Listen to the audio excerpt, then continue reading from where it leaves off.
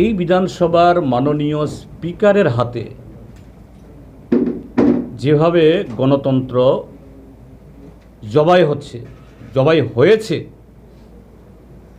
দিনকে রাত, রাতকে দিন করে একটা অসত্যকে এস্টাবলিশ করার জন্য আজকে যে নজির তিনি রাখলেন,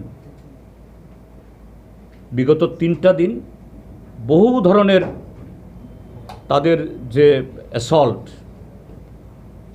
হিউমিলিয়েশন, এটাকে সহ্য করে তবু আমরা জনগণের কথা তুলে ধরতে হবে।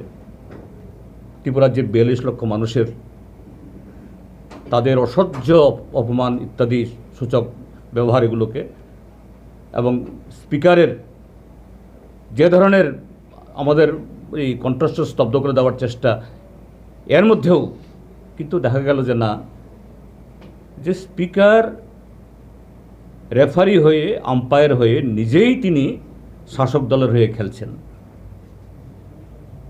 তিনি নিজেই গোল করতে চেষ্টা করছেন। তো এখানে থেকে তো কোনো সুবিচার পাবো না আমরা। কাজে অন্তত আপাতত, আগামী দিন কী হবে জানি না, যে এই অধিবেশনের বাকি দিনগুলো আমরা বয়কট করছি, আমরা আসছি না। গণতন্ত্রের পক্ষে এটা একটা কালো দিন, এই বিধানসভার পক্ষে এটা একটা কালো অধ্যায়, যে কীভাবে গণতন্ত্র খুন হলো। আজকে সারা ত্রিপুরাজ্য আজকে সাক্ষী হলো এই ঘটনায়।